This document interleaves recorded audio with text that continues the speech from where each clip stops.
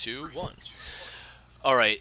So I think that I got rid of the echo there. Sorry, Bobby Leach. That was your phone.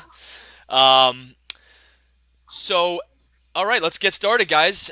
We are in week number 9 in the Root Camp, and I want to just go through the agenda for tonight. We're just going to recap a little bit of last week and go through a little bit of where we are in the process. I'm going to talk first again about the ultimate success formula, and um, and then I want to have some acknowledgments um, for some of the stuff that people are doing and some shout outs. Then I want to get into something relative to the Patriots, and then the new associate communication campaign. This is going to be this session, guys, is going to be a little bit different than the previous weeks because this is going to be more of a think tank session and kind of a collaborative as a group effort. And I'll share with you some of the thoughts that I have, and we're going to basically open it up for more of a working session. So it'll be a lot more off of mute and so on. But we'll be working collectively as a group. So just as a reminder of kind of where we are in the process, it's we're 9 weeks into this whole thing. So this is week number 9, and tonight's topic is get them started right. As you can see in the first opening slide there, it's really helping to create a communication and a training game plan for new associates for you in the business, and how to really begin to train your downline to be a success. Now, naturally, in order to train a downline, you have to have a downline. So we'll be talking about that too. But but one of the things that's important about having a game plan established is really having the right mindset of what you're bringing people into. And I'll just give you guys a quick heads up on something I'm going through right now. I enrolled into a 6-month coaching program through the Tony Robbins organization, and and my coach is this guy by the name of Fred West, and we had our first coaching session last week, which was absolutely powerful. I mean, a lot of it had to deal with really just the getting acclimated and kind of onboarding and what this coaching is all about. What is coaching? What coaching is not? And kind of laying the foundation. And I had to fill out like a 6-page, maybe I know about an 8-page report, a Q&A about me and about some of the things I'm looking to accomplish and some of the goals and so on. But we talked about what they refer to as creating a state or a triad, right? A TRIAD, and and it's kind of creating the personification of something that you're looking to become in this business. So the personification that I'm creating is what's referred to as the super recruiter. And so there are 3 components to developing this belief system. Okay, and the 3 components. I'm not going to go into that today as much, but it really it talks about putting yourself in this state. And at the bottom foundation of that state is your physiology. Maybe at the end of this session, I'll share with you guys the 1-page report that I typed up that shows you how to put yourself into the state of whatever it is that you're looking to become. Whether it's a good lover, a good friend, a successful associate. Mine's referred to as a super recruiter. So, what kind of person are you looking to become in this business? And there is a formula, to attract that kind of stuff into your life, and it starts with number 1, your physiology. And your physiology is really, how you move and how your body moves and your physical expressions. If you're approaching somebody, are your feet firm in the ground? What are your hands doing? What's your body doing? How are your shoulders? So I want you guys right now. This is a kind of a way we're going to get into this session right here. I want you all to stand up wherever you're at right now, and I want you to stand up, and I want you to first and foremost, I want you to jump up and down, 10 times. So 1, 2, 3, 4, 5, 6, 7, 8, 9, 10. So you jumped up and down, your blood's flowing. Now I want you to put your shoulders, how you would put your shoulders if you were I'll just use super recruiter. If you're looking to attract top talent into your organization, how would your shoulders be? Would they be lunged forward? Would they be back? How would your chest be? How would your arms be? What would your legs be like? Would your legs be, crossed while you're standing up? Would they be firmly planted in the ground? And I want everybody on the phone to smile right now. Smile as big as you can presently. Just smile and try to be mad while you're smiling. I want you to try to be angry. You can't do it. So, think about your first and foremost is your physiology. This is really a way to put yourself in state for something.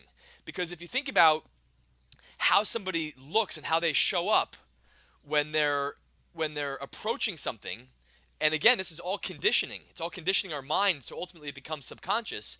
But our body, our physiology, how we smile, how we move, what are our hands doing? Are we bringing people into us? Are we bringing people away from us? Are we pushing them out? Are we stationary with our back lunged over, with our shoulders forward? What does our physiology look like? Then the second part, deals with, our focus, our feeling, our beliefs. And when you kind of operate and you type out, what your feelings and your beliefs are, what kind of rules and beliefs and thoughts do you have when you're going into this super recruiting situation? I'll give you some examples. I believe fundamentally that we have a quote unquote a cure for cancer or a cure for AIDS.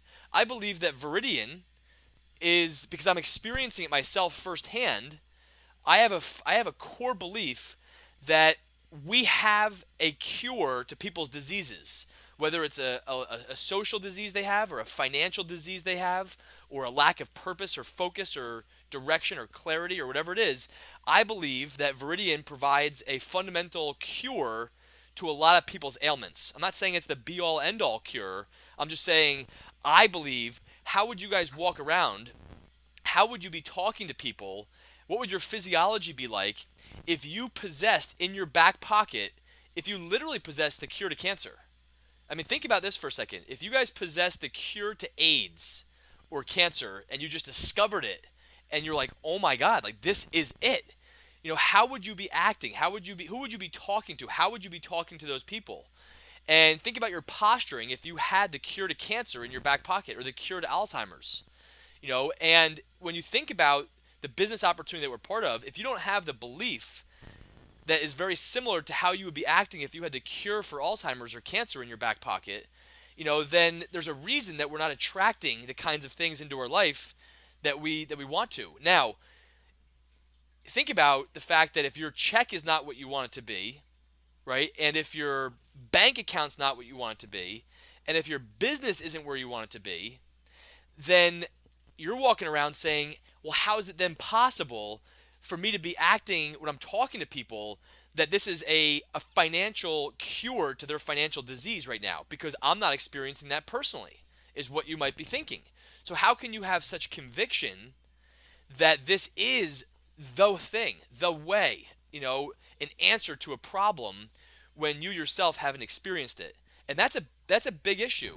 That's a belief system that somebody has, and it might be a limiting belief system that might be one of the reasons that is holding you back from achieving certain levels of success. Like if you think that you have to be making $5,000 or $10,000 a month in order to have that posture, then you're never going to get to $5,000 or $10,000 a month, because everybody who's in this business who's making $5, $10, $15, $20, $30, $50, $100,000 a month, at one point they were making zero. In fact, Bob Quintana, his largest check in the first 6 months was like $180. And so imagine if he thought that he can't posture this thing the right way until he's making $50,000 or $100,000 a month, then he wouldn't be making $100,000 a month like he is now, right? So our physiology is where it starts. So I want you guys right now, again, get up. If you sat back down, stand back up. I want you to bend down and touch your toes 5 times, and I want you to jump 5 times. So ready? Touch your toes 5 times. 1, stand up. 2, stand up. 3, stand up. 4, stand up. 5, stand up. 6, give you an extra one. Now jump 5 times. 1, 2, 3, 4, 5. So this is your physiology. That's where it starts. Now move your hands as if you're talking to somebody and you're a big Italian talker, like my other side of my family, and remember your physiology. Then think about your beliefs and what you bring to the table when you're having conversations with people. And if you don't have the story, this is why you guys have heard this 1,000 times. But if you guys don't have the story that you think people want to follow, then you have to go hang out with and bring people around other people who have that story already.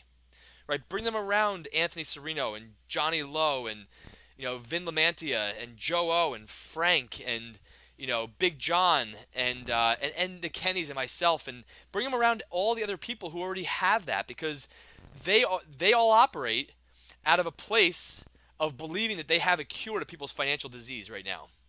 And that's why you want to be around those folks as much as possible. Now, the third leg to this whole thing is language, right? And questions that you ask. So, this is another training for a different day, but, questions that you ask could be along the lines of, how many people can I help today? Who can I reach out to that really could use my support? Who do I want to help reach their goals today, and stuff like that. So why did I start with that information? Well, because when you have this game plan put in place that we're going to create tonight, what it's intended to do is to build your belief. And building your belief on knowing what you're bringing people into is really important. But you have to have the conviction yourself that your eye is set on a prize and you're going for gold. So we're gonna recap a little bit of last week, where we are in the process. We talked about that, the ultimate success formula, some acknowledgments, the Patriots, and what that has to do with this business. Then we're gonna get right into the core of the training here. So when you think about where something is, okay, I just want to put this in perspective for you, because you guys are 9 weeks into a program, which is fantastic. But we're going to start talking in the upcoming weeks about, where do you go from here when this is all over? What exactly is it that we can do, or that you want to do, to carry on some of the momentum and the consistency and the discipline? Because weeks can come and go really quickly. And I give you guys, again, kudos for staying plugged in here, because if nothing else, it's keeping you guys plugged in. But that level of leadership can only go so far. So we're going to talk about, where do you go from here? But I want to put things in perspective. This is what a baby looks like at 9 weeks, okay? And to just read for a minute, what it looks like at 9 weeks, your new resident, which is a baby, is an inch long, nearly, about the size of a grape. And it weighs just a fraction of an ounce. He or she is starting to look more and more human, and her essential body parts are accounted for, though they'll go through plenty of fine-tuning in the coming months. Other changes are abound. Your baby's heart finishes dividing into 4 chambers, and the valves start to form, as do her tiny teeth. I am going to mute your phone, Danielle. Welcome aboard. Okay. The embryonic tail is completely gone. Your baby's organs, muscles, and nerves are kicking into gear. I mean, think about this. At 9 weeks, a baby's heart has already divided into 4 chambers. They've already started growing teeth, under their gums, and their organs, muscles, and nerves are already starting to kick into gear. The external sex organs are there, but they won't be distinguishable as male or female for another few weeks. Her eyes are fully formed, but her eyelids are fused shut and won't open until 27 weeks. She has tiny earlobes, and her mouth, nose, and nostrils are more distinct. The placenta is developed enough now to take over most of the critical job in producing hormones. Now that your baby's basic physiology is in place, she's poised for rapid weight gain. So this is where a baby looks at 9 weeks. And then you think about you right now. It maybe took you 20 years or 30 years or 50 years or 60 years to get to be as big and strong and powerful as you are, but everything starts somewhere.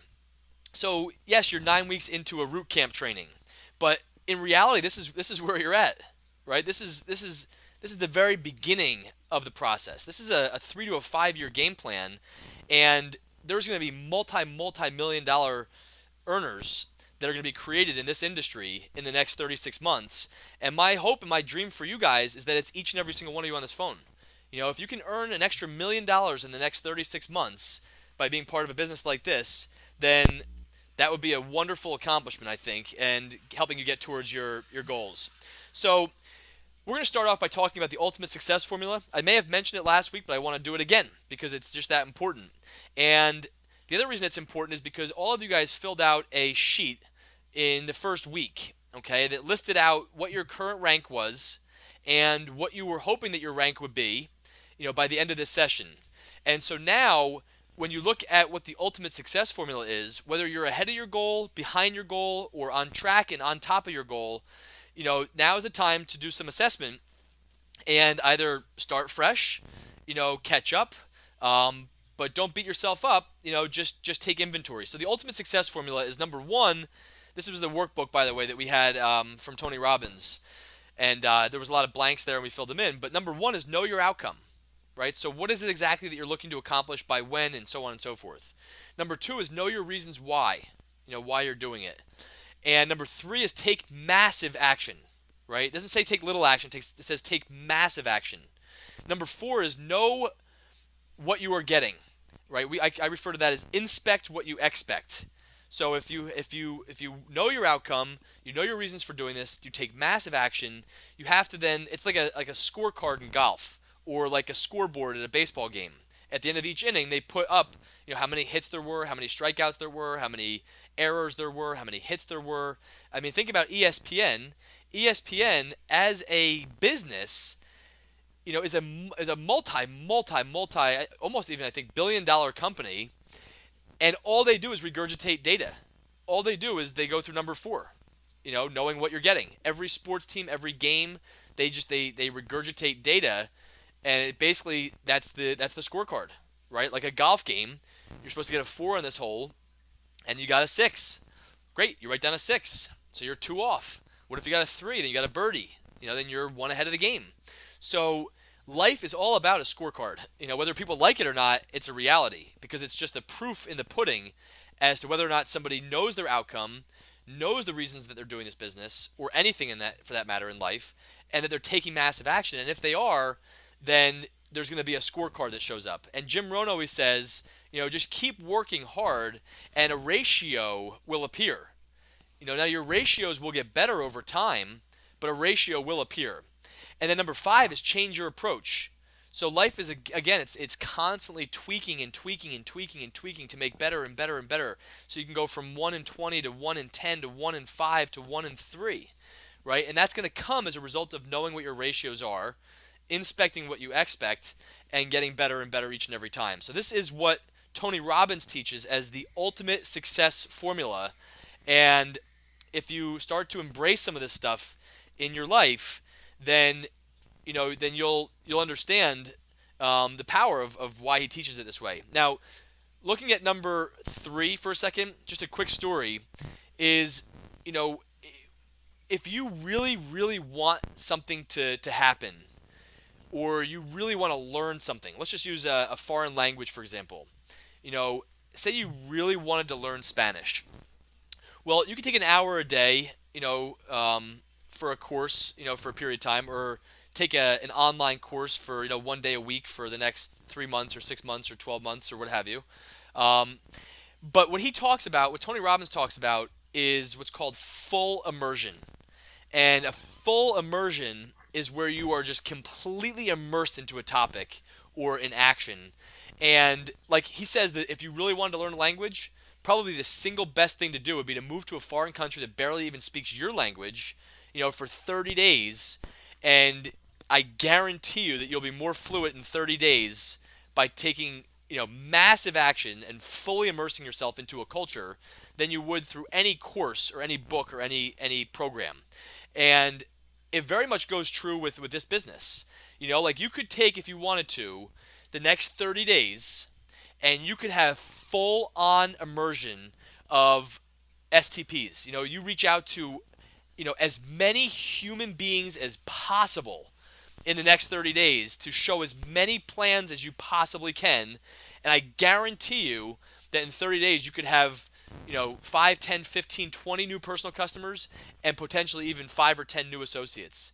And now, why do I say that, especially right now at this time of year? Because we're going into the holiday season, we're going into December, and we're going into a point in time, where people are thinking about next year. And they're already looking back at 2013 saying, man, this is not what I thought that things would be like still. And that special break they were looking for, really didn't happen yet. So in any event, the fourth quarter and the end of the fourth quarter is usually the hottest and biggest month for recruiting in network marketing because people right now subconsciously are thinking about. Danielle says that she lost my sound. Can everybody else hear me? Yes. Okay, maybe Danielle, maybe you lost the sound on your computer. I'm not sure. Can you hear me now, though, Danielle?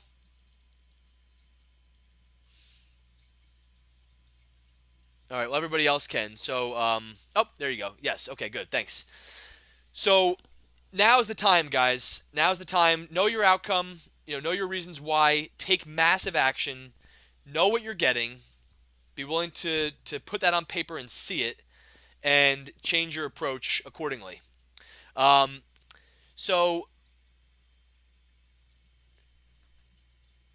Danielle, what's your question? Did everyone what? No, just you. I think. I'm not sure. Did anybody else lose sound before?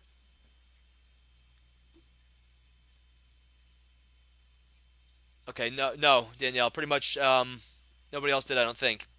So so let's go through some quick acknowledgments, and I want to hear from some of the folks here. I'll unmute your phones, and some kudos and some shout outs. So I don't know why, Danielle, you're the only one I didn't put a last name on here, so I apologize. But you just had a home party this past Friday, and I also wanted to highlight really some of the follow up emails that you've sent out, and really just I wanted to acknowledge the amazing, amazing job that you do at keeping your prospects and the people that are on your team in the loop on important things or relative things. I would say that Danielle might have the best follow up that I've ever seen from anybody in in any business actually, and it's a very very very strong quality.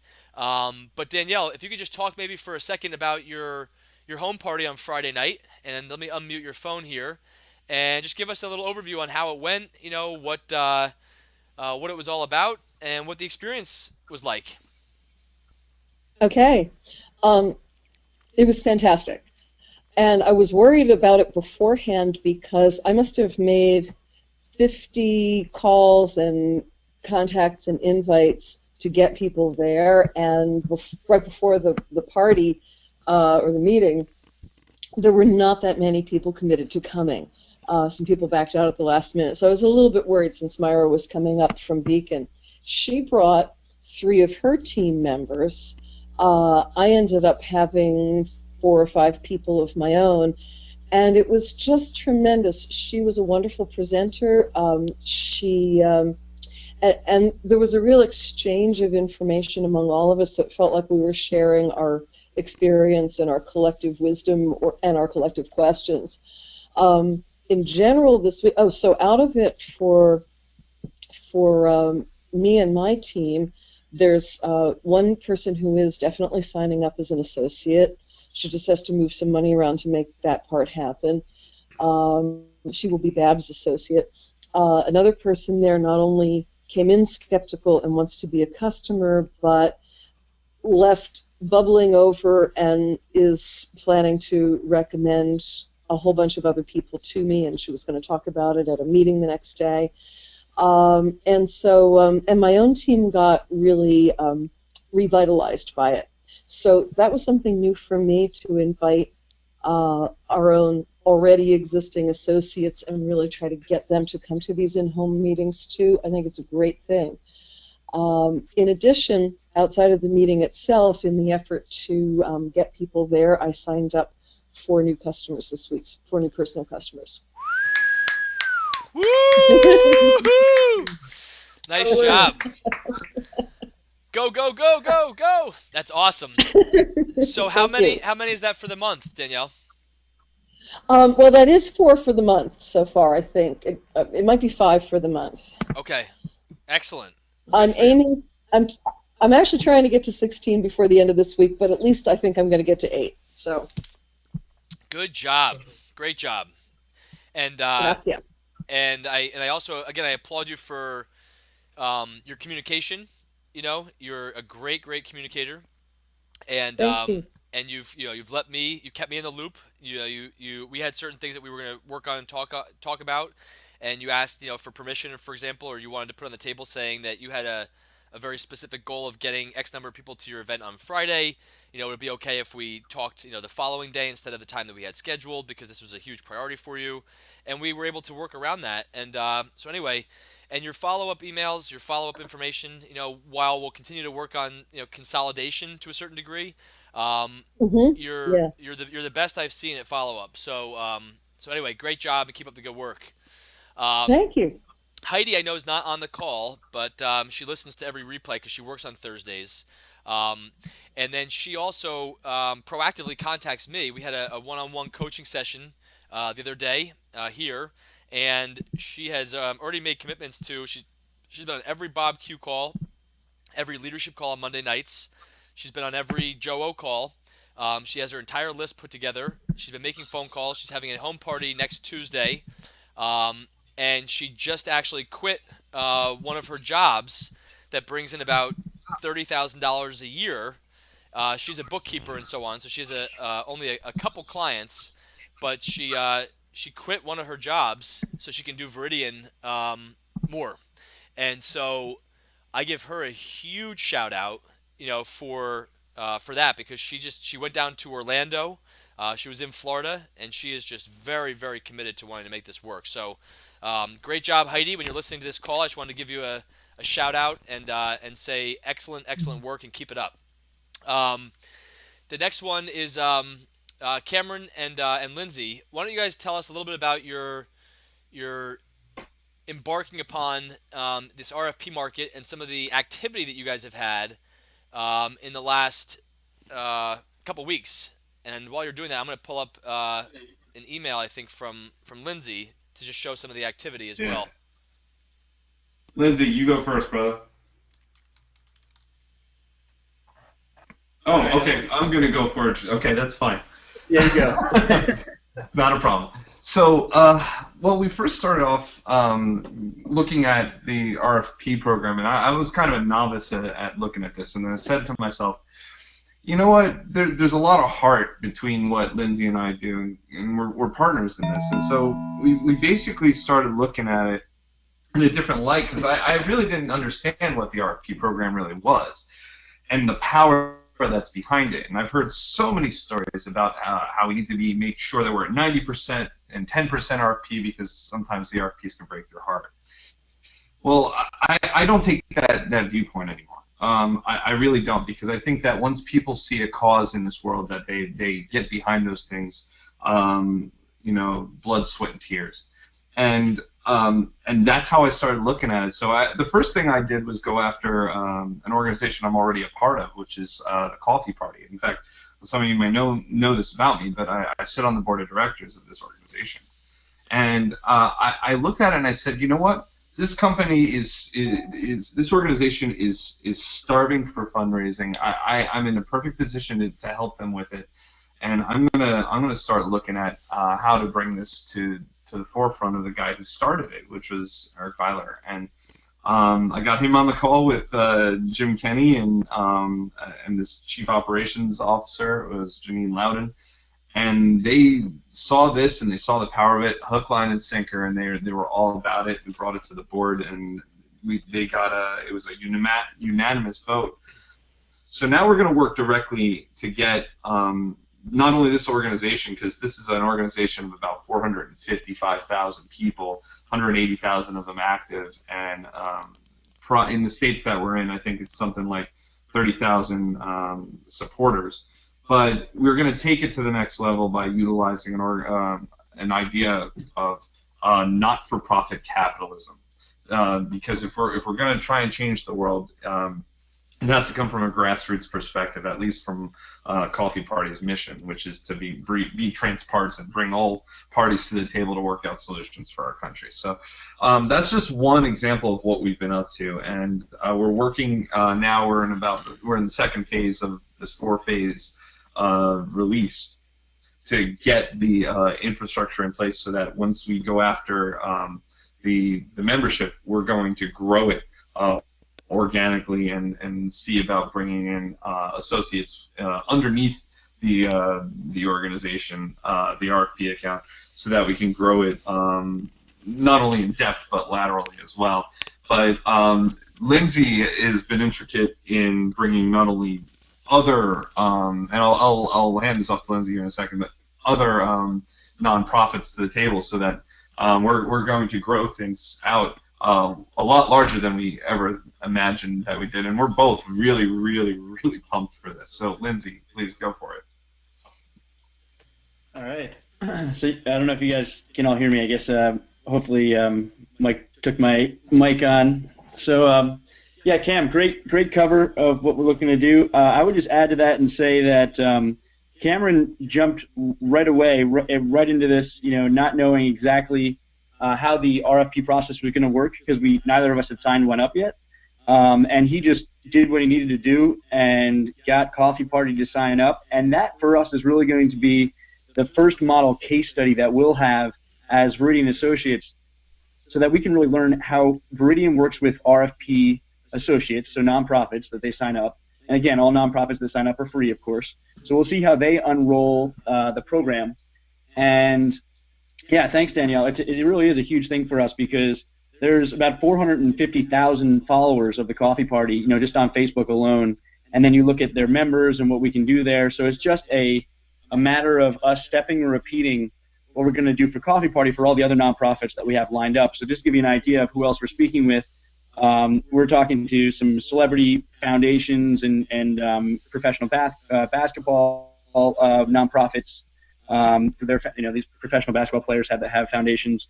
My prep school, a boarding school, Cam's boarding school. We're talking about the Discovery Times Square Foundation. We've just got a lot of nonprofits that are in our world that are just like our contacts, and we know a lot of professionals from those from those contacts, and so we just want to, show them what we're doing with Coffee Party, and get Viridian on the same page. And I think that Cam put it really great from his perspective, that it's nonprofit capitalism, but it's also, all these nonprofits have a major need, and that is to fundraise. And I think Viridian's secret is that they have a solution. It kind of is like the cure for cancer. If you're working with the American Cancer Society, it's we can get more funding. And so when you speak to them from that perspective and determining their needs, I think this is really something that's going to be strong for us. I think it's going to be strong for Viridian. Mike has really been helpful in helping us set up the right meetings. And we've got a few others that we've spoken to besides that. But I would just say one last thing is that in addition to nonprofit capitalism, our original title of Cam and I when we signed up was Free Green Energy, because we looked at this as, if we did Viridian enough, not only we would make a profit, but our energy would be free. Okay, we wouldn't have to pay our bills, right? Because we'd be getting compensation from Viridian. So now I look at it as free green energy for good, because when you listen to what Bob Q says in the Viridian video, that it's a win for everyone, a win for the company, and a win for the environment. Now it's an opportunity to be a win for a nonprofit too, and help them do whatever their core competency is to accomplish. And I just think that's an amazing opportunity that we have yet to tackle, and so we're really excited about it. Awesome, great job, guys. Yeah, there's an old saying that says, anything will work if the agent works or the associate works. And when somebody is driven, to make something work, then generally speaking, there's really nothing that's going to stop it from happening. And so I'm really excited to help support you guys as best as I can, with your passion. And I think that you guys have the opportunity to really to be a poster child, for the RFP division within Viridian over the next 3 years, and to do an extraordinary amount of good, for a lot of organizations that otherwise would have had to shut their doors down, had they not met you. And so I'm looking forward to watching you guys grow that and also working with other entrepreneurs as well. But so anyway, that's great stuff.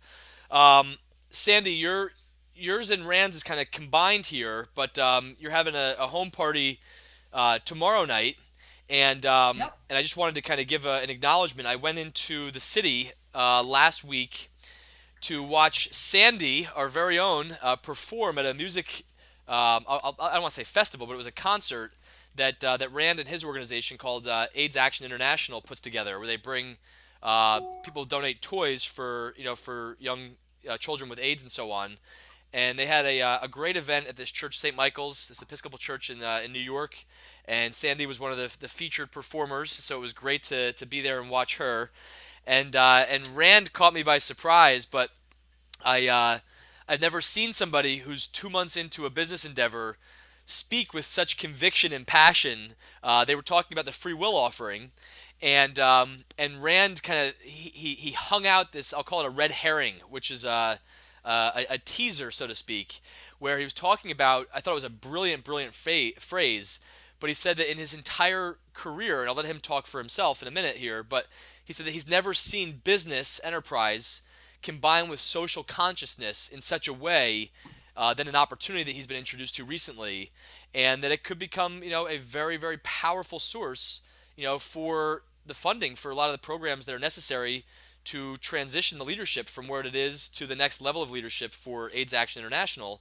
But Rand gave a great, soft, subtle pitch, never mentioning Viridian or electric bills and so on, but just left it very, very ambiguous and vague, talking about the fact that he stumbled upon something that is one of the most extraordinary business opportunities to generate money that marries business and social consciousness, unlike anything he's ever seen before. So anyway, why don't you and Sandy just kind of give a real quick overview of some of the successes that you guys have had, and also some of the STPs, Rand, that you've had most recently.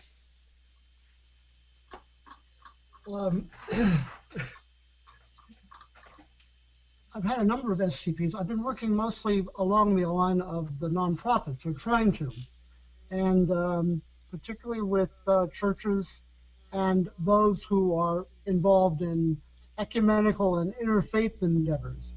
And as you know, Michael, you were on the third call the other day about Mark Greenberg and the organization called the Interfaith Assembly on Homelessness and Housing, which has been in existence for about 26 years.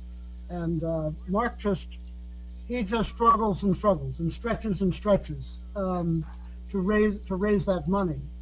And we both, Michael in the third call and I am directly there with him, tried to say, this is an opportunity. Well, Mark said to me at one point, Rand, I'm really glad you came by, because I was going to talk to you about fundraising possibilities. And he thought he was going to ask me about foundations and maybe mailing lists. I'm not quite sure where he was going to go with it. And after we had finished, I said to him, Mark, I brought you the best advice on fundraising I possibly could by introducing you to Viridian and inviting the organization to help raise money through that, and also the opportunity for you to become an associate and for IAHH to become an associate as well. So I think that's probably the high spot of the several. There were several STPs last week, but that was a kind of a high point in terms of the dialogue that took place and the questions that happened to come up. Excellent. And you guys are geared up for a home party tomorrow night, right? Yes, we are. Yes. All right. I can't wait to. I'll be in there with you guys for that, and it's going to be great. Now, Rand and Cam and Lindsay and everybody else, actually, this is probably relative to, but there's a quote that maybe you guys have heard of before, but it says, all truth passes through 3 stages. First, it is ridiculed. Second, it is violently opposed. And third, it is accepted as being self-evident. And that is, yes, Mastermind, Dennis. I think that they talked about that at Mastermind as well. Um, so just remember that, guys, that first it's ridiculed, second it's violently opposed, and third it's accepted as being self-evident.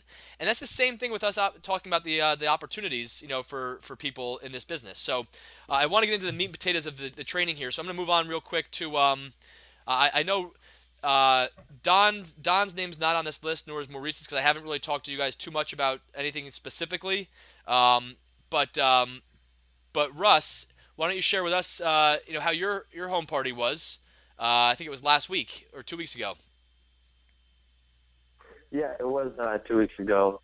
And before I had my home party, Dennis actually had his a day before mine. And so he invited me, and I came to his home party first.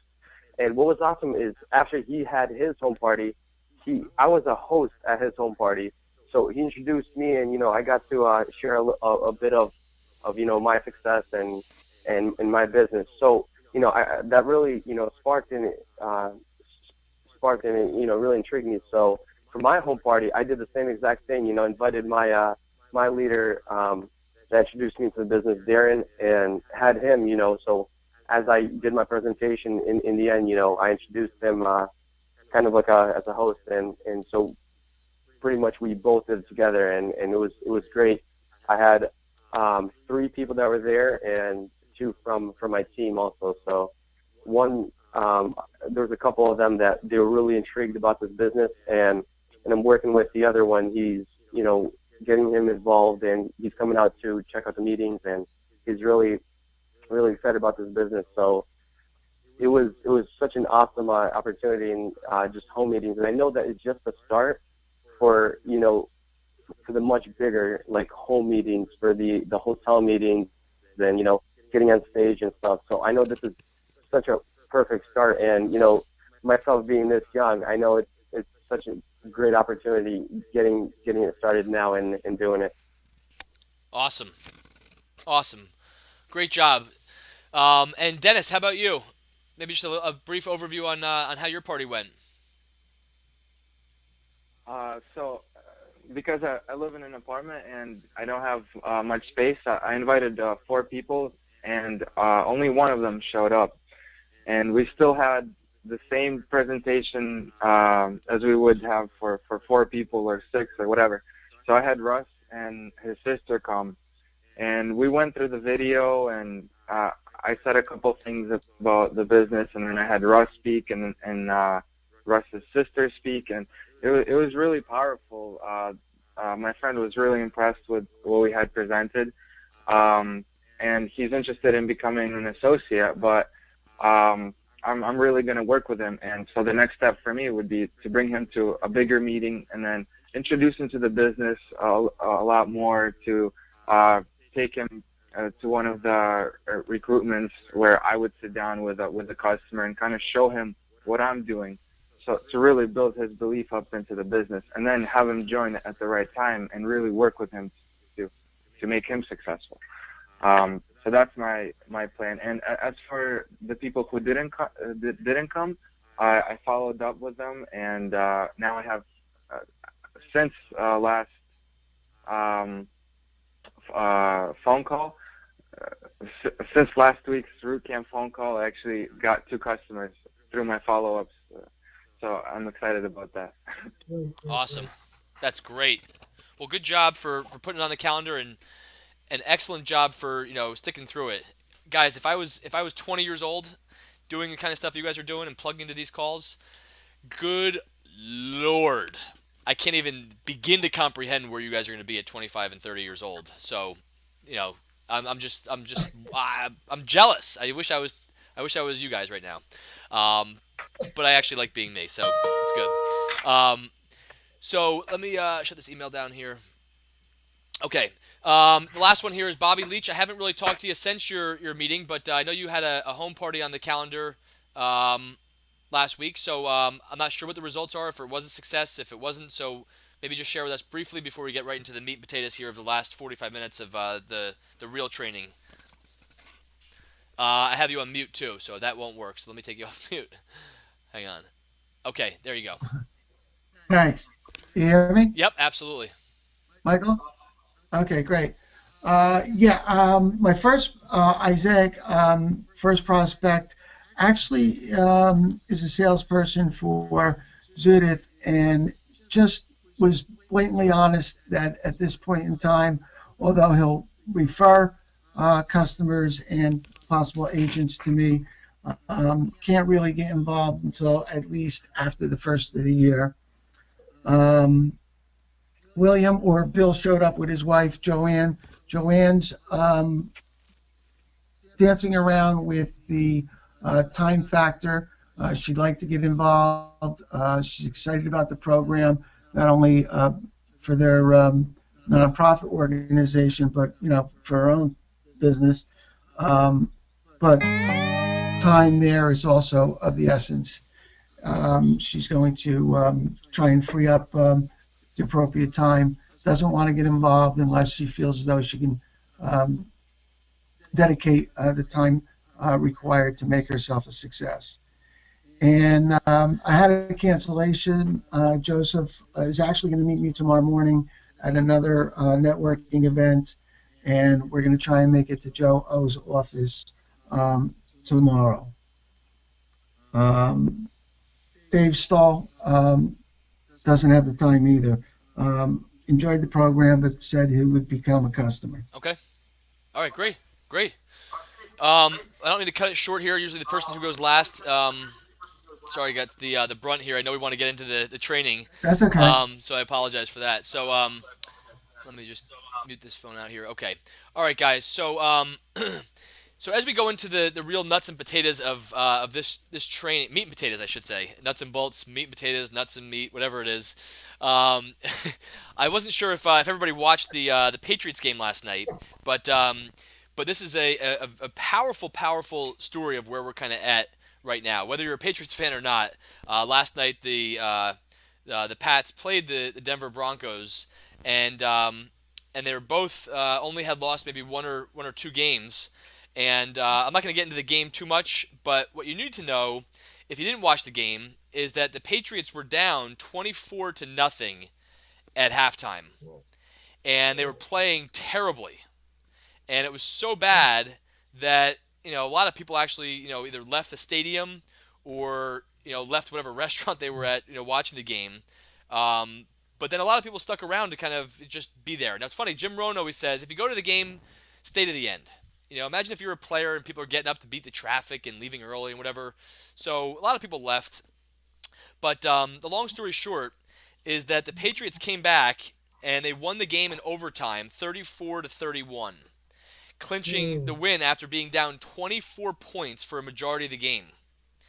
Now, what does this have to do with your business? Well, probably more than we think, because a lot of everything in life that we do has to deal with mindset. And the mindset that it took for a group of players to come together and fight back for something that they craved and desired was a winning mentality. So every single player on the team, on the Patriots team, had to ignore their current situation and feelings, and they had to create a massive sense of urgency as a collective group. They had to focus.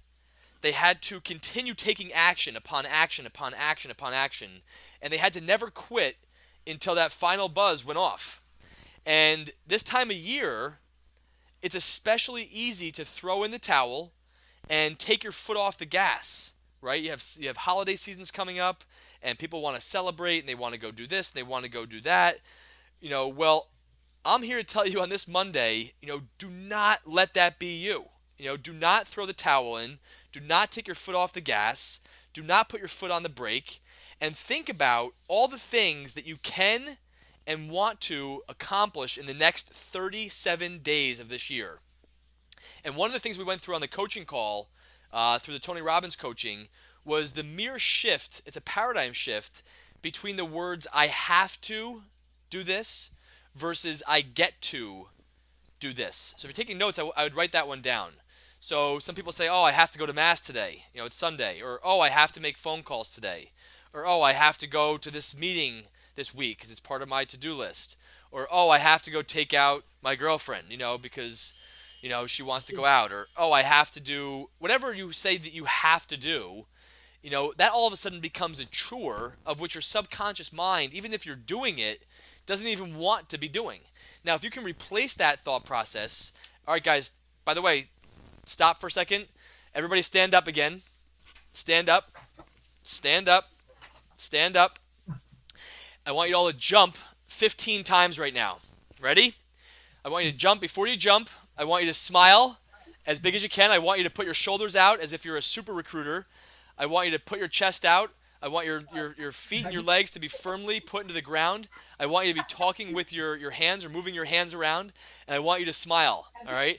And I know that Rand and Sandy are together, so it's going to be funny for them to be doing this with each other, so it's even better. But now everybody jump 15 times while you're smiling, and just jump. Ready? 1, 2, 3, 4, 5, 6, 7, 8, 9, 10, 11, 12, 13, 14, 15, and do one for good luck, 16.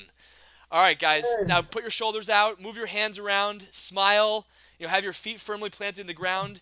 That's your physiology, right? That's the state of mind that you want to be in when you're going out there and talking to people. You want to have your blood flowing, you want to be out there and doing this stuff, and this is exactly what has to happen, for your next 37 days to close this year out, to be the best end of 2014 as you want, or 2013 as you can. So think about this, guys. Really seriously think about this. If you were to fight hard and work hard for the next 37 days, how much closer could you be? It might be a step, it might be 3 steps, it might be something, but how much closer could you be, to being able to be home full time with your family, or being able to pay off debt or college loans, or being able to pay off your mortgage or anything about your house, or to be able to buy the clothes that you're looking to buy a bag or a new car or whatever it is. Think about going on your first major family vacation that you were able to pay for on your own, or being able to buy an airplane ticket to somewhere and not feeling like you're going to have to go into debt to do it. Think about the car that you might be able to buy, or traveling, or anything else, guys. But you have to fight hard for the next 37 days to make that happen. So my hope and my dream for you guys is that you take the rest of this year and you make that a reality. And think about the New England Patriots overcoming the Denver Broncos last night, having been down 24-0 at halftime. And it's the same thing with the Giants. I mean, it would be easy to throw the towel in and say, what's the point?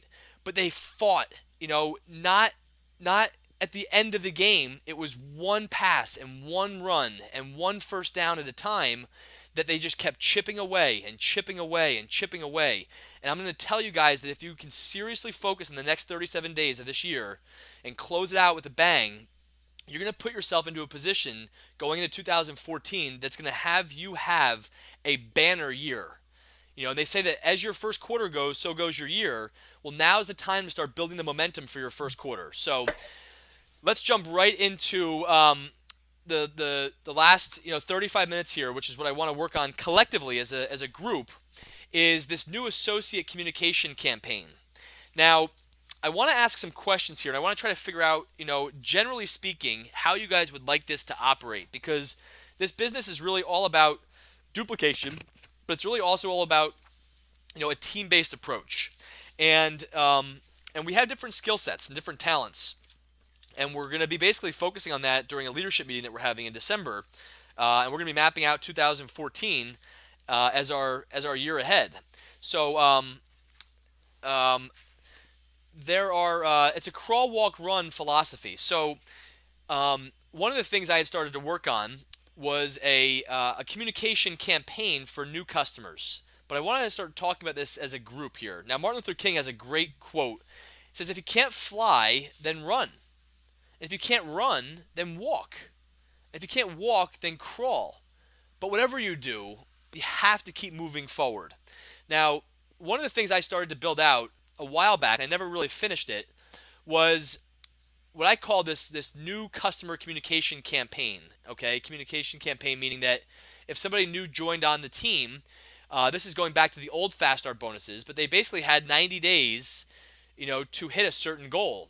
And what I thought made sense was to start thinking in advance from when that person signs on, whatever their start date was, to build out some specific communications that were relative and tied into their Fast Start bonuses and so on and so forth. Because I think one of the things that's important to remember is that it's easy for people to get inundated and overwhelmed when they first get on board with this business. Not to mention that there are certain things that are not even relevant in the first 30 or 60 or 90 days for those people to learn about. They don't have to know about every single thing that's available. And if they do start to be told about everything that's available, they might start coming down with a sense of overwhelm. And while overwhelm is a disease, it's usually an excuse in a disease. It's also very, very, very possible and likely that in a business like this, people can get overwhelmed, because the communications are not specific to where they are in the process. So it's important to be able to communicate this stuff. And so anyway, just to give you an idea, and then I'll shut this part down, and then we'll open it up for a conversation here for the last half an hour, is that on day one they were going to get an introductory email or a phone call. On day 5, they were going to get another email that really kind of was tailored towards them having X amount of time to hit their Fast Start bonus. On the 10th day, they were going to get another email that was, again, going to have a slightly different twist to it. That's going to give them some tools and maybe a video to watch on creating their list and making sure that they have the right call information and so on. And then about mid-month, in their first month, was going to be a phone call to quote-unquote check in. And this might not have even been a direct associate of mine. This might have just been somebody in my downline. Then the 4th email was going to be literally at the halfway mark. That was going to basically say they have a 15-day countdown. This is again under the old Fast Start bonus program. So I'm actually glad I never built this thing out, because I'd have to change it all right now anyway with the new Fast Start bonuses. But it was basically going to say, hey, here you are. You got 15 days. You got 15-day countdown. And then remind them this can be an emotional roller coaster. Perhaps in the first 2 weeks they've tried to go out there and talk to people and they've gotten some rejection, and so I was going to basically set that expectation in the email, saying 15 days left to make X amount of money.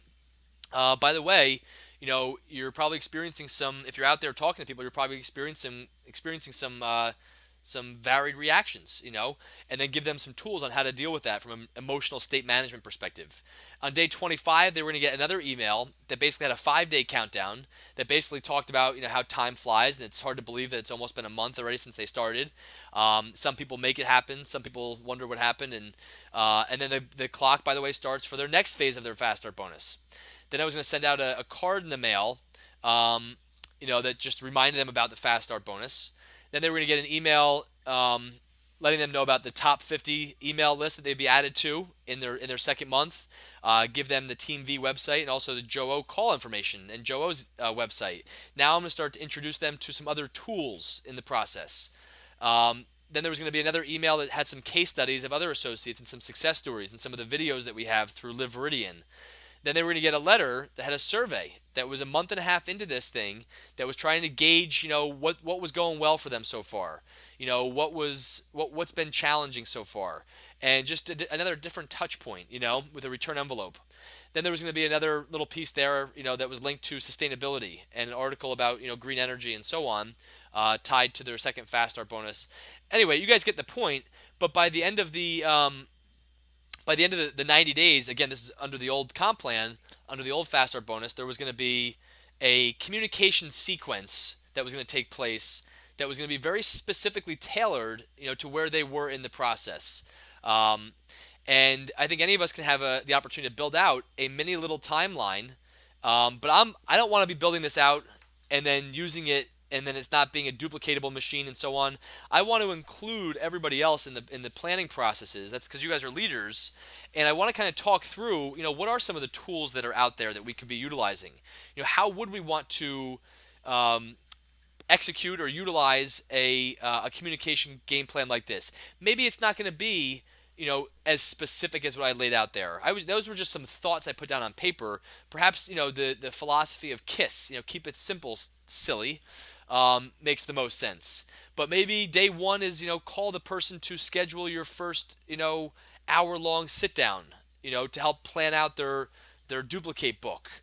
Or maybe day 5 is to get together with that person one-on-one or virtually on the phone and carve out an hour of making phone calls. Or whatever it is, guys, I just wanted to, what are some of your thoughts about having some sort of a thought-out game plan for new associates, so that you know what's responsible beyond the first 24 and the first 72 hours. That stuff's all listed in the back office. And for those of you that don't know, I think this is important to go through as well. I'm going to just log in for a second under your website. If you have not been here yet, this is a real game changer. So you log into your account, okay?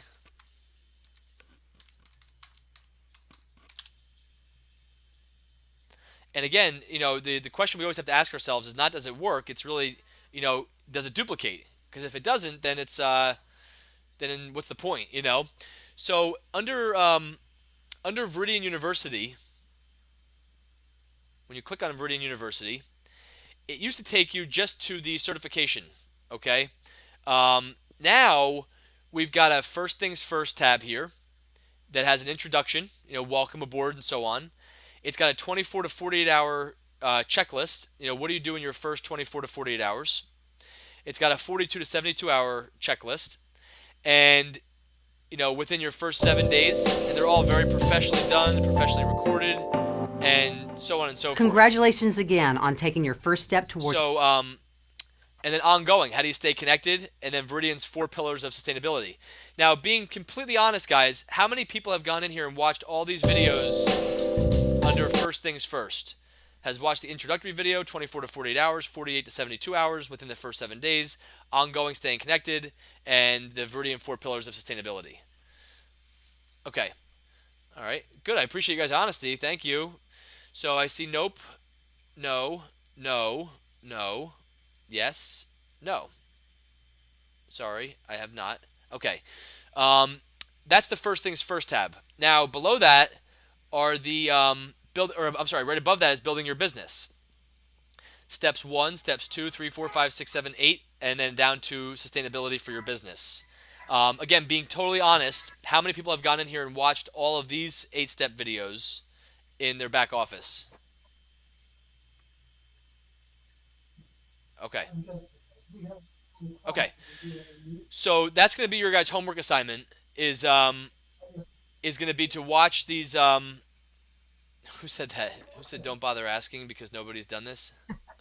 Well, that's not my fault. Okay, so that's guys. That's going to be something that you want. That's not going to be something you want to do. That's something you have to do for your homework is to watch those videos because that's really part of the system that you have available to plug into. But you also want to do that as we start building out this this timeline here. So. Let me be quiet for a minute, and let's just start talking about some of the things to do, with a new associate when you bring them on board. So I'm going to open up the lines here, and I'm going to unmute anybody who's muted. And let's first talk about what are some of the things that you guys would like to build out as, I'll use the phrase as a major milestone in the first 30 to 60 days of a new associate. Get together as soon as possible for a training session of about an hour and a half and have a third party available by phone or in person too. Okay, so get together for a training session in person. Mm-hmm. Okay. I wrote that down. I'll type it actually. Cameron's training timeline thing. That would be really... Yeah. What? Teaching. Sorry. No, say it again. All right. Well, a training timeline, I think, is absolutely necessary for teams to build out. That's for sure. But I also would like, because the real problem I had when I first got into network marketing many months ago was that, okay, I'm all excited. I got all this information.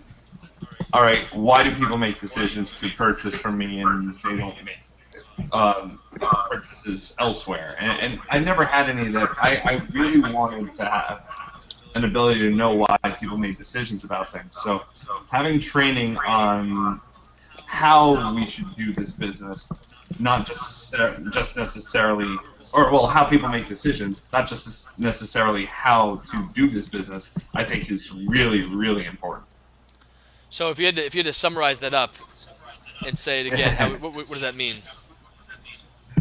Um, Doing a lot of what the top Big Al teaches, and it's not just that, but teaching about how personality types do things, and it's not the end all be all of it. I get that. I'm not trying to put people in boxes. I just want to make sure that we understand how people make decisions based upon how they look at things in life.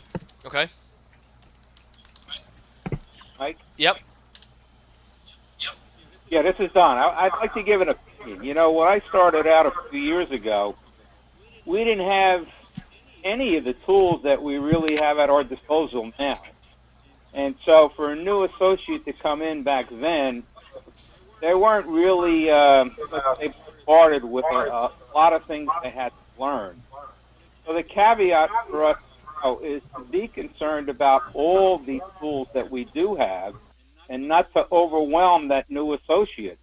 Because if you overwhelm them, they may view the business in a totally different way and say, this is a little bit too much for me. So I'm going to go back to what you said before. Keep it simple. Let's take baby steps in the beginning. We're making progress, but let's not try to get them in a full gallop right off the bat. Okay, so what if you had to basically say, I think we're all in agreement on that. So in the first 30 days to 60 days of a new associate, what are some of the important things that you as an associate, or that we as associates, up-team associates, need to focus on with this person? Well, the first thing that I would focus on is, why do you want to do this?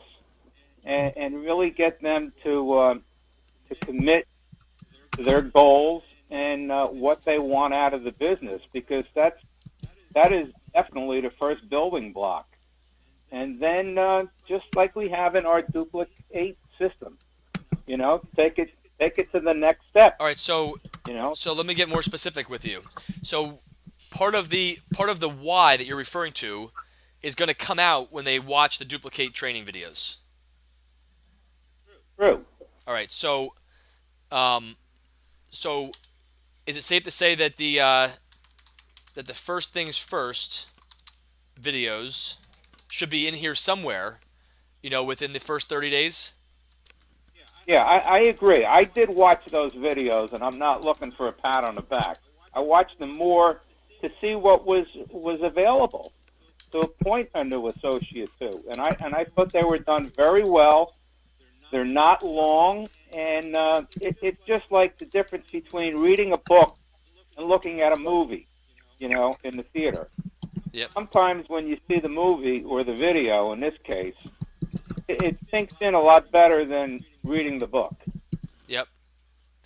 See, a lot of times we start to go into this mode of again, reinventing the wheel, like creating sheets for people and so on and so forth. But the reality is, under first things first, everything that they need to be doing is right here. Like what should they do in their first 24 to 48 hours? So, the most productive thing to do is to sit down and have somebody make sure that they watch this video. It's a 4-minute video on what do you do in your first 24 to 48 hours. So if I were to come back over here, okay. So what are some other key pieces that are in here, guys? If you don't mind my adding something, this is Danielle again. I think one way or another, the category is tell them about a few essential resources, and like the 4-minute video is one.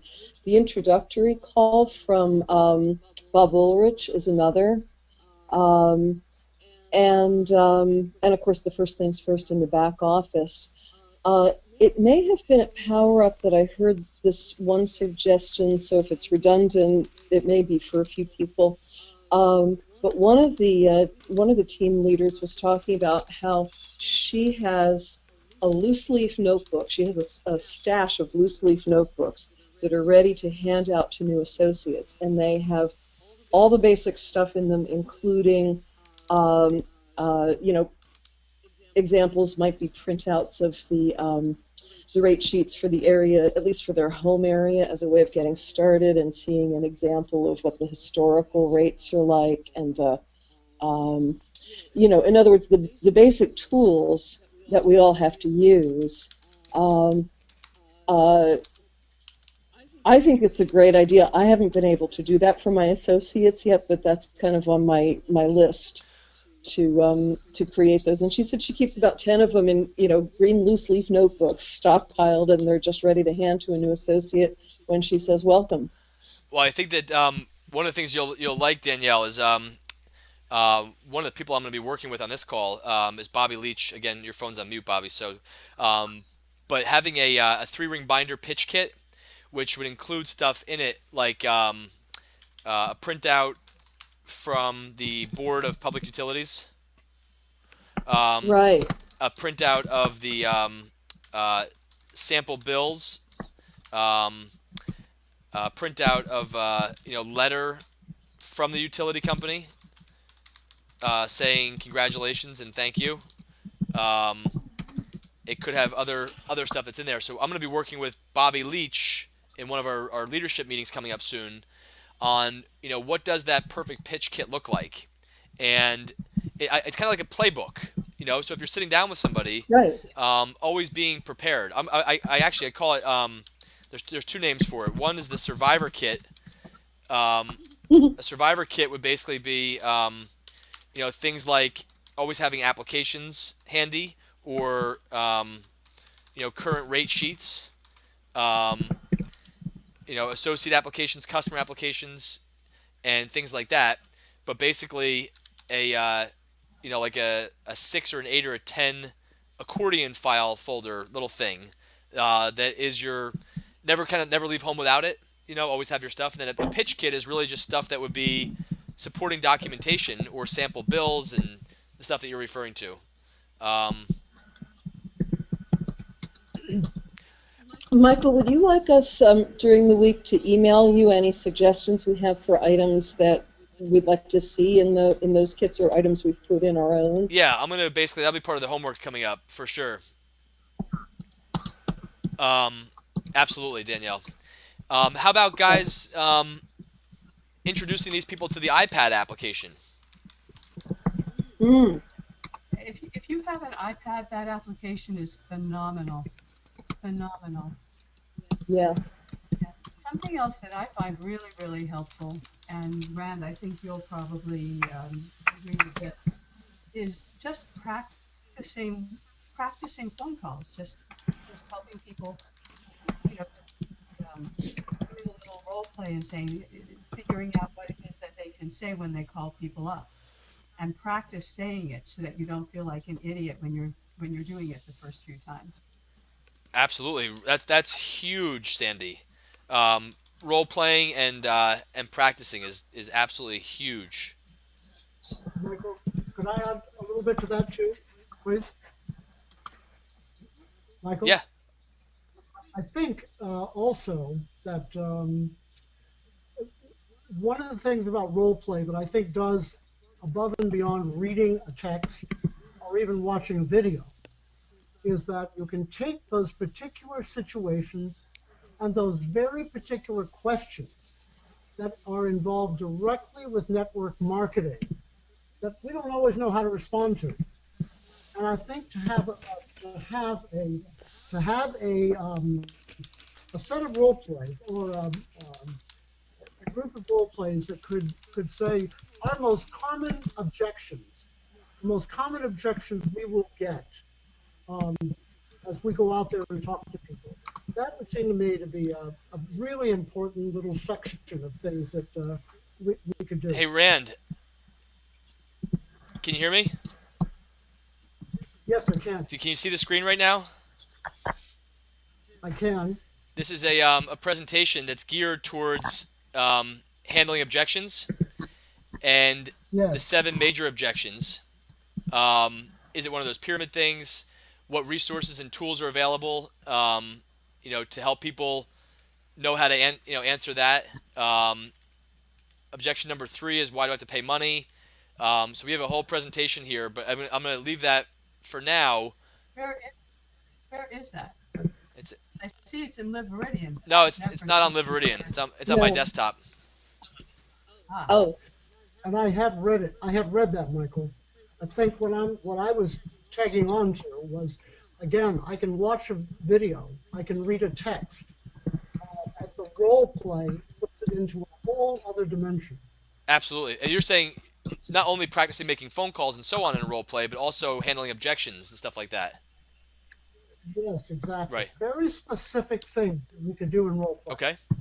So practicing stuff. How about actually making phone calls together? Is that important in the first month? Yeah. oh, that was so helpful when I first joined up.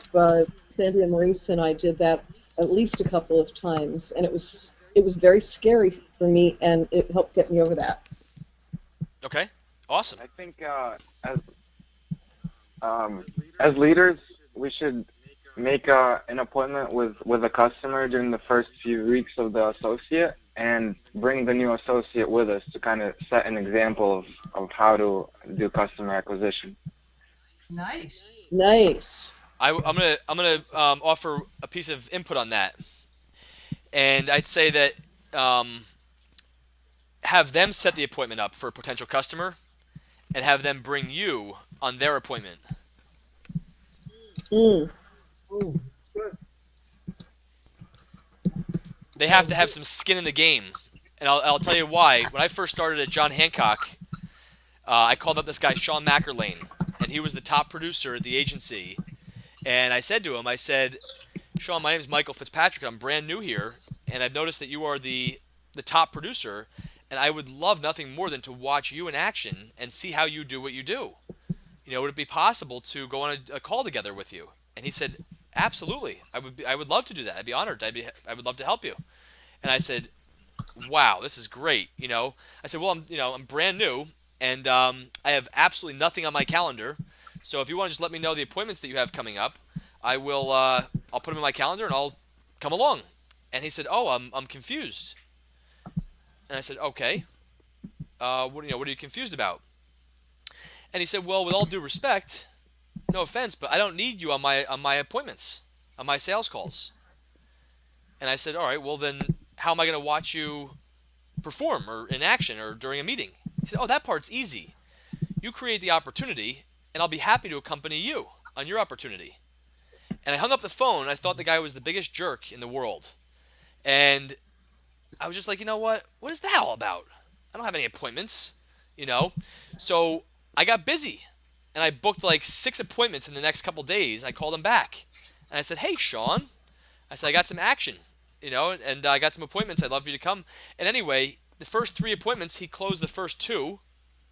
And then I brought him and this guy Gary out for my first 8 appointments and just watched them go to work. And I sold, I think, 5 policies on those first 8 appointments. And that was like the beginning of that launched my career, you know. And but the greatest lesson I learned was when Sean said, I'd be happy to accompany you on one of your appointments. And it taught me a huge, huge lesson that puts the onus back on the person, you know, who's responsible for making it happen, which is you and me. So anyway, I encourage you to not tote people around with you necessarily, but to have them create some skin in the game and to have them bring you out.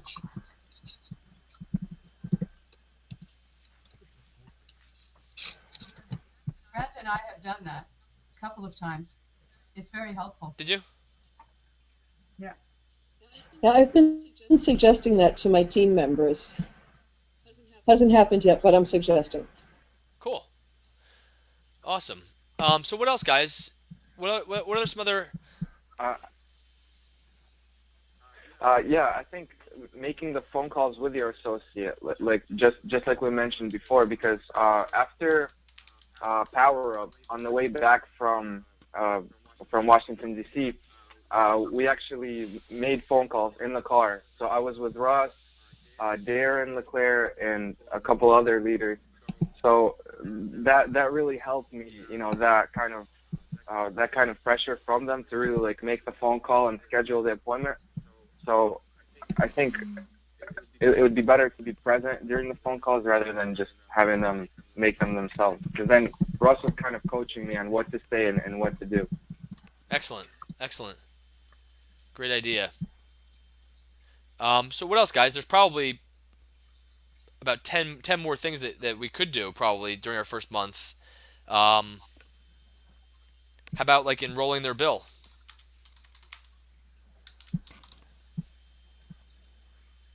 Oh, number one, get them to finish Viridian University, the required part. Absolutely. That's a big one. We need to move that to the top of the list. They're not qualified until they do. Yep. Get them to a Discover Viridian event or a regional meeting or a local meeting if they can't get to that.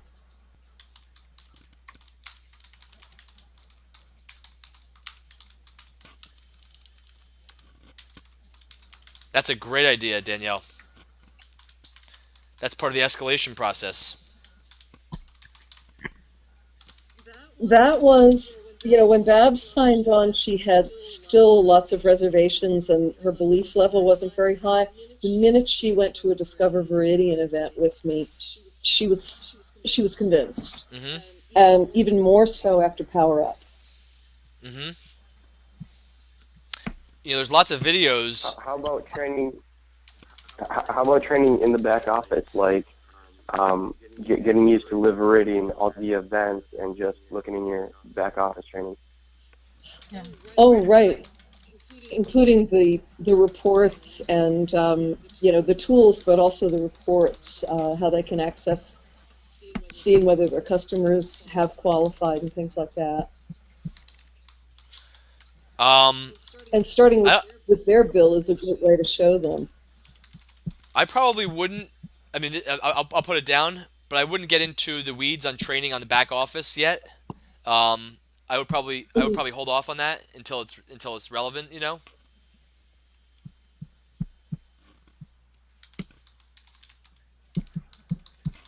mean, again, we want to make sure we're training. I mean, this is a mini list here, and part of your homework assignments is going to be to prioritize this and other stuff as well. Creating kind of a homework assignment, or if you were their teacher and you had 60 days to work with somebody, from day 1 to day 60, what would you do, with that new person? What would you have them watch? What would be the next step? What would be the thing? So what else, guys? What are some other things here? I think to get them into some personal development, nothing too big, but something simple to get them started. Maybe like give them a CD that you own, something that has to do with personal development. Okay. Get them to listen to one of the calls, maybe. Which calls? Sandy gave me 2 books when I came in. Sandy gave you 2 books when you came in? Yes. Great. Maureen gave me the Jim Rohn CD, DVD. Excellent. I have a big pile of Eric Worre's GoPro. Okay. I love that because it's very simple and practical. Absolutely. And the Kiyosaki book also. How about establishing some sort of a reward for if and when they hit a customer, 2 customers, their first mini fast start bonus, 4 customers, whatever it is? Would it be good to have kind of an established reward in place for when they do certain things? That would be nice because even when they hit their fast start bonuses, it takes a while for the money to actually come in. So being able to hand them something right away is a nice instant gratification. Yeah, and by reward, it could even just be, it could be tangible. It could also be verbal recognition, or it could be a handwritten note. I mean, it doesn't have to be expensive. I'm just saying that, people will far long forget what you said, and they will always remember how you made them feel. So if somebody goes on there and does all their videos, wouldn't it be great to get an attaboy type of an email and just constantly nurture them along the process? Great. What else, guys? Some of you guys are quiet. What was the name of the guy who referred to feeding associates cookies and cream at the Right. MLM mastermind? Yeah, Orrin Woodward. Right.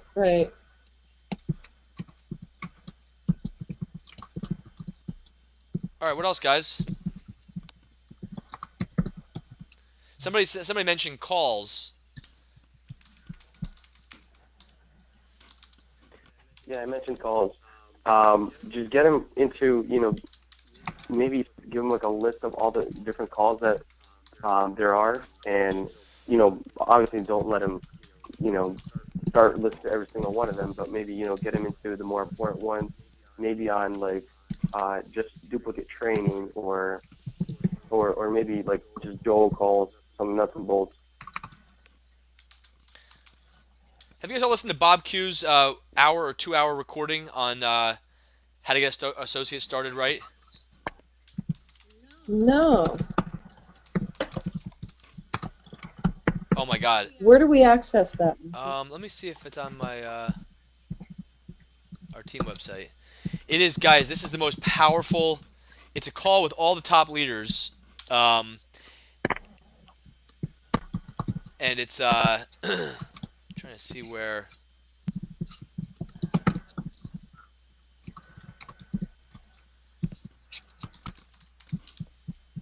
I love the Power 50 call though.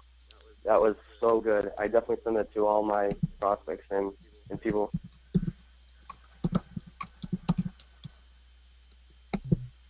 Which call was that you were talking about? The Power 50 call? What is that one? This conference is being recorded. Okay, welcome everybody to the Fast Start training call. This is Bob Quintana from Millstone, New Jersey. I'm very hundreds of people that are coming onto the line. Yeah, guys, this is it. If you have not, under our Team Entheos website, under audio recordings,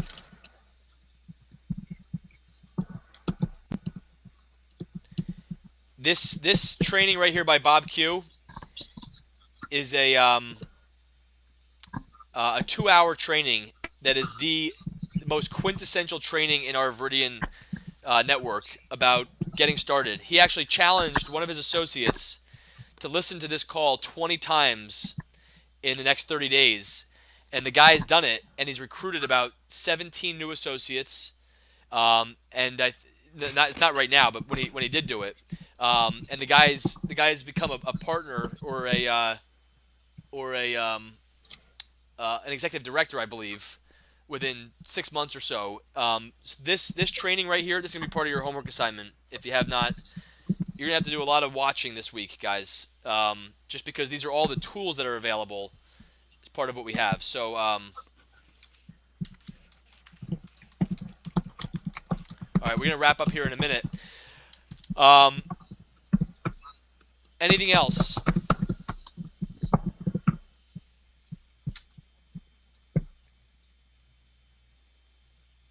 Okay, I'm going to admit here. I'm listening to everything. I'm going to admit here that if we're talking about this is the way to get people started, I'm looking at this. I'm personally after almost 2 years in the company, I'm overwhelmed with this. It seems like too much to me. There has to be a simpler.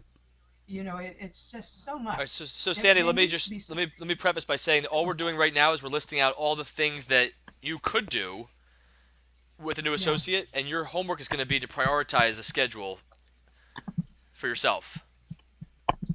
Okay. You're going to send us that list. Yes, right? I should have said that. I'm going to send this list out to everybody. Thank you. We should also introduce the new associates to as much of the team as we can. So, like at the event, one of the bigger events, I think we should kind of introduce the new associate to all of the top leaders. Let's It's a great idea. One more I'm going to add in here, guys, is how about getting the new associates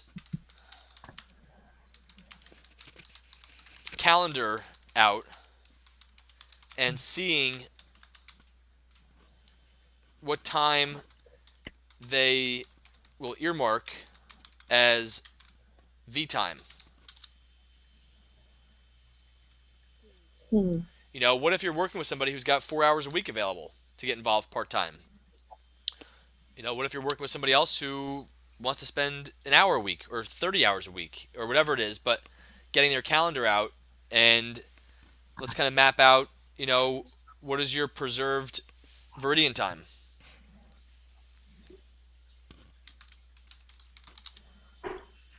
One thing we haven't talked about here, although it's certainly part of the duplicate process anyway, but when I schedule a meeting with a new associate, a first training, I ask them to do a little preparation in the way of at least bringing with them the materials for what their list would be, even if they don't have it in list form yet, but to bring that that background and also to write down a little bit about their why before they come, and we can always expand on that. That's a great idea. Also, another thing would be goal setting. Get them to set their own goals and kind of work with them on that. That's a great idea. I think that's going to come up, Dennis, in the duplicate videos. Yeah, that's something I cover in initial training also. Yeah, I think that, like... It's just, you know, beginning to look at the goals without getting too Well, detailed about it. It will show up in the duplicate videos, but to really emphasize on that, because I think it's one of the most important things, is to get them off with small goals and keep building up. So it does show it in the video, but I think to actually talk them through in person with them would be even better. Oh, absolutely. I mean, you'll notice the reasons I didn't put down here. You know, write your why. You know, create your list. All of that, because it's all going to be included in this step in the process. So if they go through the back office and go through first things first, watch those videos. Like Payoneer card is going to get set up there, etc., etc., etc. Probably, you know, Viridian University is mentioned in there as well. But these steps should take them through some of those processes. All right, guys. I know we're a few minutes over here, but let's just kind of wrap up. Let's wrap this up here with some of the homework assignments. So next week we're going to talk about the art of promoting versus and the skill of taprooting, and some of the homework is going to be to listen to the Bob Q recording, as well as whether you've listened to them already before or not, listen to it again. The First Things First videos in Viridian University, as well as the duplicate videos in Viridian University. And then the last thing is going to be able to take this list and to prioritize. I'm going to give you guys a sheet you could use if you want to, or you could use your own. But it's basically going to look kind of like this, you know, day 1 through day 60, and just some of the things, plug in some of the things here that you think would be helpful, and in what order, you know, so that it's not overwhelming, you know, to people, and that you have a more manageable, controlled process for yourself when you're working with people, that you can kind of just put a little checkbox off there and say, you know what, we completed this, you know, I completed that. So list, you know, and kind of prioritize this. I'm going to want that list and the prioritized list back to me by 5 o'clock on Sunday, and so there's going to be some videos to watch. I'm going to say you guys have a little bit of homework this week to do, and that's a good thing because we have 37 days left before the end of the year to really get after this. And there's a reason behind everything that we do, even though you might not fully understand it in the moment. But there's there are reasons behind, the homework assignments. There's reasons behind the materials we cover and everything else. So any final questions or thoughts or comments?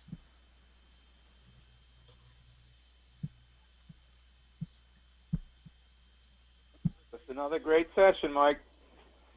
Yeah. Thank you. Thank you, Michael, and thank you, everybody.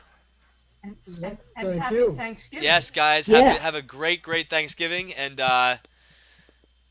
look forward to chatting with everybody during the course of the week. So we will talk soon. Oh, I want to throw one more thing in about Thanksgiving and about what we're doing. Gratitude is one of the biggest things that we can do, expressing it and feeling it, to create abundance in our lives and other people's lives. So I've been recommitting to making the gesture of gratitude. Good for you. That's awesome. I think that would be maybe a side homework assignment, not part of Root Camp, but part of life, is to type up a little list of all the things that you are grateful for going into Thanksgiving this year.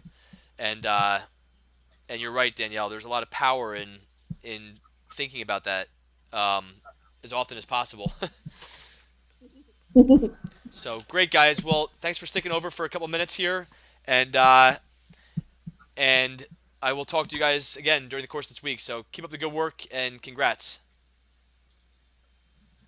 Thank you. Okay. All right. Good night. Good night.